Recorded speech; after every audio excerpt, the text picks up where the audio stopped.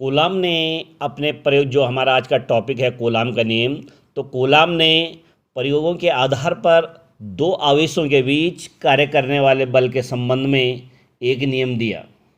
तो जो इस नियम का कथन है, उन्होंने क्या बोला कूलाम ने कि दो स्थिर बिंदु आवेशों के बीच कार्य करने वाला आकर्षण अथवा प्रतिकर्षण बल दोनों आवेशों की मात्राओं के गुणनफल के अनुक्रमानुपाती होता है तथा उनके बीच की दूरी के वर्ग के व्युत्क्रमानुपाती होता है, और इस बल की जो दिशा होती है वह दोनों आवेशों को मिलाने वाली रेखा के अनुदिश होती है। ये तो इसका कथन है। जो मैथमेटिकल पोर्शन होगा इसका, तो ये फिगर है, दो आवेश लिए गए हैं Q1 और Q2, जिनके बीच की दूरी क्या है, R है। तो यदि दो बिंदु आवेश Q1 तथा Q2 परस्पर R दूरी पर स्थित हो तो इनके बीच कार्य करने वाला जो बल F होगा, तो F प्रोपोर्शनल Q1 Q2 बटे R स्क्वायर। अनुक्रमानुपाती का चिन्ह हटाने के लिए हम एक कांस्टेंट यूज करेंगे, F बराबर K Q1 Q2 बटे R स्क्वायर, जहाँ K अनुक्रमानुपाती नियतांक है। यदि जो दोनों आवेशों के बीच का जो ये माध्यम है, या तो ये निर्वात हो अथवा यह वायु में स्थित हो, तो K का जो वैल्यू होगा, मान होगा 9.0 इंटू 10⁹ न्यूटन मीटर स्क्वायर पर कूलाम स्क्वायर। अब हम K की जगह ये पुट कर देंगे, तो इसका जो F बराबर होगा 9.0 इंटू 10⁹ Q1 Q2 बटे R स्क्वायर। और ये तो हम न्यूमेरिकल में यूज़ करेंगे, लेकिन डेरिवेशन प्रूव करने के लिए हम K की जगह क्या यूज़ करेंगे, K बराबर 1/4πε0।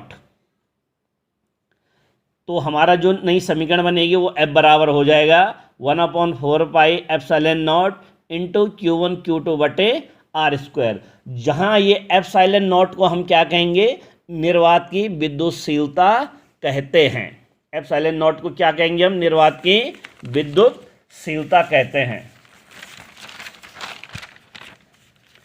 और जो इसका मान होता है, निर्वात की विद्युतशीलता एप्सिलॉन का मान होता है 8.85 इंटू 10⁻⁻12 कूलाम स्क्वायर पर न्यूटन मीटर स्क्वायर।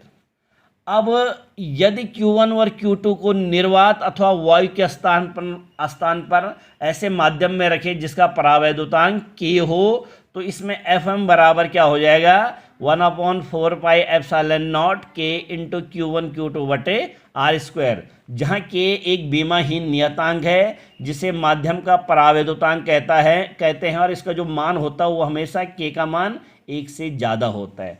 एप्सिलॉन के स्थान पर एप्सिलॉन लिखा जाता है जिसे परावैद्युत की वैद्युतशीलता कहते हैं। तो एप्सिलॉन K बराबर क्या होगा, एप्सिलॉन होगा, और यहाँ K का मान क्या आएगा, K बराबर होगा एप्सिलॉन बटे एप्सिलॉन।